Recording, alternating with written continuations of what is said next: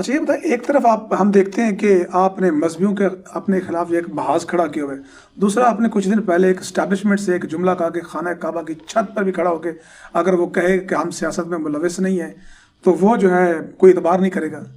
نہیں یہ میں نے نہیں کہا. ہاں چلے بات کر لیں. ہاں جملہ میں بتا دوں گا. تو کیا کہیں سے کوئی سافٹ ویئر اپڈیٹ ہونے کی کال تو نہیں آئی؟ نہیں میرے ساتھ تو کسی کی جرت نہیں ہوئی جی کبھی بات کرے. واللہ آج تک جرت نہیں ہوئی. یہ جرت اس کے ساتھ کرتے ہیں جن کو یہ پالتے ہیں.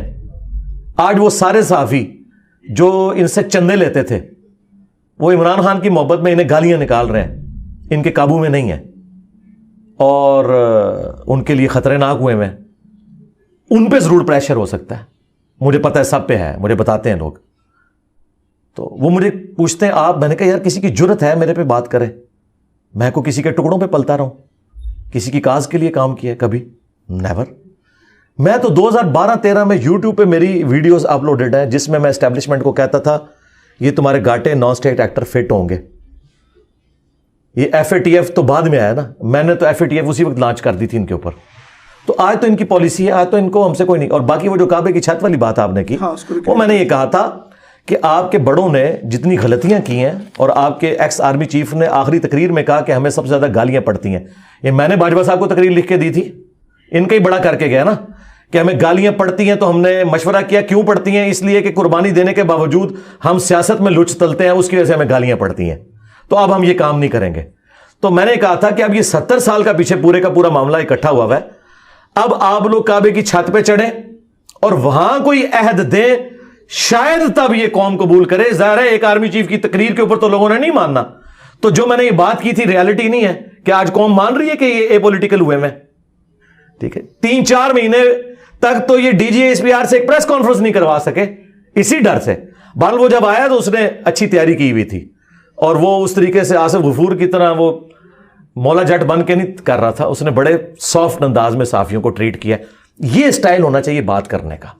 جب آپ صحافت میں اترتے ہیں پھر آپ اکاؤنٹیبل ہیں. ظاہر ہے ویسے تو میں کہتا ہوں ISPR کا ادارہ بھی نہیں ہونا چاہیے. گورنمنٹ کا کام ہے نا.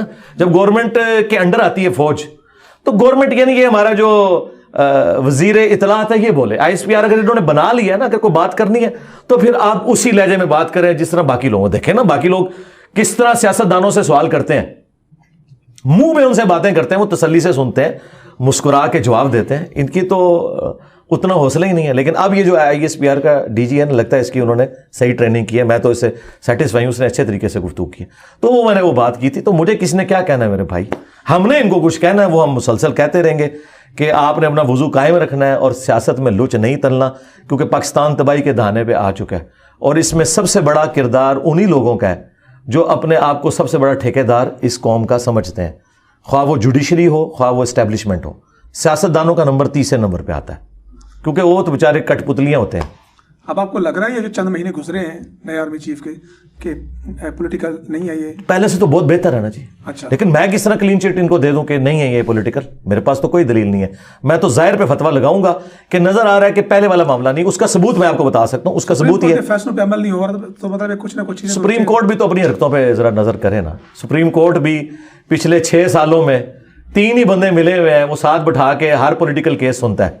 ٹھیک ہے نا، لوگوں نے گھاس کھائی ہوئی ہے. میں ویسے اس وقت چیف جسٹس کی جگہ ہوں تو میں استعفیٰ دے کے سائڈ پہ ہو جاؤں. بالکل سیدھی سی بات ہے. یعنی اس پوسٹ پہ ایسا بندہ رہنے کا اہل ہی نہیں ہے جو اپنے آپ کو اتنا بائسڈ کر لے. ضرورت ہی کوئی نہیں. آپ کے پاس فیصلہ آتا ہے، آپ کیا کہتے ہیں 90 دن میں الیکشن ہو چاہیے یا ویسے ہونے ہی چاہیے؟ میں تو آئین کے مطابق کرتا نا. بالکل وہ تو میں نہیں. آئین تو کہتا ہے، آئین یہ تو نہیں کہتا کہ آپ اپنی مرضی کا آئین مان لیں. آئین اس وقت کہاں تھا جب یہ پنجاب کی حکومت انہوں نے حمزہ شہباز کی فارغ کی ہے اور کس طرح انہوں نے ری رائٹ کیا آئین کو. اس وقت ان کو آئین کی قدر نہیں یاد آئی ہے. ٹھیک ہے، اور ان کو اب سمجھ آنی چاہیے. اللہ کے بندوں، میٹرک پاس اسٹوڈنٹس کو بھی اب اتنی سمجھ ہے کہ آپ لوگ کیا کر رہے ہیں. اپنی اگر کوئی تھوڑی بہت عزت رہے گی کرواؤ. ٹھیک ہے نا. تو پوری دنیا ان کے اوپر ہنس رہی ہے جو کچھ یہ کر رہے ہیں. سیدھی سی بات ہے. تو یہ سپریم کورٹ اگر کہتی ہے ہماری عزت ہو تو آپ مطلب خود اپنے سارے پرانے فیصلوں کے اوپر شرمندہ ہیں. ان فیصلوں پہ انشاءاللہ آنے والے چیف جسٹس شرمندہ ہوں گے کہ ہمارا بڑا یہ کر کے گیا تھا. انجینئر محمد علی مرزا اگر کل الیکشن ہوتے ہیں اور دستیاب قیادت یا دستیاب جماعتوں میں سے کس کو ووٹ کرے گا؟ جی میں جس کو بھی ووٹ کروں، چونکہ میں پبلک اوپینین بنانے والا بندہ ہوں، میں اس طرح تو کسی کو کلین چٹ نہیں دے سکتا. کہ میں کسی کے بارے میں ذکر کروں کہ فلاں کو ووٹ ڈالیں، یہ تو بڑی ایک مشکل ہو جائے گی، کیونکہ ہم جس پلیٹ فارم کے اوپر ہیں ہمارے اسٹوڈنٹس میں نون لیگ کے لوگ بھی ہیں، جماعت اسلامی کے بھی ہیں، پی ٹی آئی کے بھی ہیں، پیپلز پارٹی کے بھی ہیں، وہ میرا رائٹ ہے کہ میں کسے دوں۔ ہاں آپ مجھ سے اگر ان جنرل پوچھیں کہ میں کسے سپورٹ کروں گا، میں اسے سپورٹ کروں گا جو آئین کی بالادستی کی بات کرے، خواہ وہ جماعت کوئی بھی ہو، اپنی ذات کی بالادستی کی نہیں۔ یعنی آپ دیکھیں نواز شریف صاحب جب تک نکالے نہیں گئے تھے اس وقت ووٹ کو عزت نہیں وہ دیتے تھے، عمران خان صاحب جب تک نکالے نہیں گئے تھے اس وقت وہ ہر فیصلے اسٹیبلشمنٹ کے مان رہے تھے، اور آج کہتے ہیں میں بے بس تھا۔ جب یہ لوگ نکلتے ہیں پھر انہیں آئین کی بالادستی یاد آتی ہے۔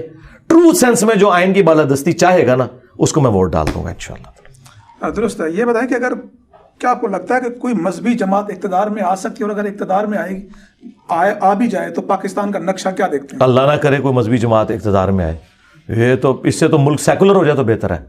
اس کی وجہ یہ ہے کہ یہ تو کاٹ دیں گے دوسروں کو۔ آپ کیا سمجھ سکتے ہیں کہ آج بریلویوں کی حکومت آ جائے تو اہل حدیث زندہ رہیں گے، یا اہل حدیثوں کی حکومت آ جائے تو بریلوی زندہ رہیں گے، یا ان کے مزارات سلامت رہیں گے؟ یہ میری نفرت میں تو اکٹھے ہو سکتے ہیں وہ مجھے نیچا دکھانے کے لیے، لیکن جب ایک بندے کے ہاتھ میں سلطہ آ گیا اس نے دوسرے کو چھوڑنا کوئی نہیں ہے۔ تو میں تو کسی مذہبی جماعت کی حکومت کے حق میں نہیں ہوں جو کسی فرقے کو لے کے چلے۔ ہاں اگر آپ مذہبی جماعت سے مراد جماعت اسلامی لے رہے ہیں نا تو میں 100% ان کے حق میں ہوں۔ پڑھے لکھے لوگ ہیں، سمجھدار ہیں، ڈیموکریٹک ویلیوز ہیں۔ خصوصاً منور حسن صاحب کے بعد تو انہوں نے جو اسٹیبلشمنٹ کی بی ٹیم بننا چھوڑ دیا، اس کے بعد سے میں سمجھتا ہوں کہ جماعت اسلامی جو ہے وہ ایک صحیح ٹریک کے اوپر چل رہی ہے۔ درست ہے۔ آپ نے اب تک کتنے ممالک کا وزٹ کیا ہوا ہے؟ سعودی عرب اور چائنا بس۔ اچھا، باقی عراق، ایران، سیریا؟ نہیں، حالانکہ میرے پاس موقع تھا لیکن میں اپنی مصروفیات کی وجہ، چونکہ میری جاب بھی آپ کو پتا ایک ایسے سینسٹیو ادارے میں تھی، اور اب تو خیر وہ میں ریٹائرمنٹ لے چکا ہوں، 3 سال تک کی پابندی ہوتی ہے، 3 سے زیادہ ہو چکے ہیں۔ اب میں ویسے ہی کوئی شوق ایسا رکھتا نہیں ہوں، بہر جو کچھ دیکھنا ہوتا ہے ہم یوٹیوب کے اوپر وہ ویلاگز لگا کے دیکھ لیتے ہیں۔ ابھی وہ ہمارے کراچی کے مفتی صاحب ہیں بریلویوں کے، مفتی فضل ہمدرد صاحب، وہ گئے ہوئے تھے عراق زیارتوں پہ، تو ہم نے ان کے ویلاگز دیکھ کے ایک ایک چیز دیکھ لی ہے، میرے لیے کافی سفیشینٹ ہے۔ باقی نماز میں تو ہم پڑھتے ہیں اللہم صلی علی محمد وعلی آل محمد، سلام ہمارا پہنچ رہے ہیں، یعنی پہنچ جانے کی خواہش نہیں ہے ابھی؟ ظاہر ہے کہ اب سیکورٹی ایشوز ہیں اس کی وجہ سے۔ اچھا، خواہش کا معاملہ ہے، سیکورٹی ایشوز ہیں۔ حالانکہ مجھے یعنی ایران عراق کی طرف سے لوگ آئے بھی ہیں وہاں سے، ان کے گورنمنٹ لیول کے لوگ بھی، تو میں نے انہیں بھی ریفیوز کیا تھا۔ درست ہے۔ قرآن میں